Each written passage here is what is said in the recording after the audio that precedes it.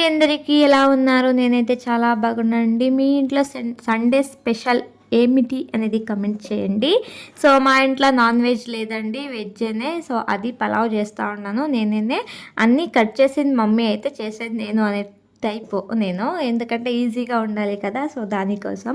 So non veg అయితే next Sunday తినొచ్చు అనిపిస్తుంది. సో 9 రోజులు అయితే తినము మేము.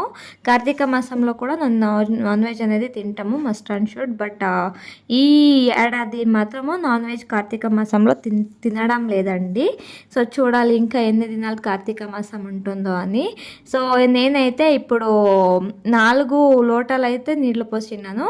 సో కొంచెం ఉప్పు అండ్ మిక్సీకి వేసుకొని తింటాం కదా, సో అది ఆ కన్సిస్టెన్సీ బ్యాటర్లో.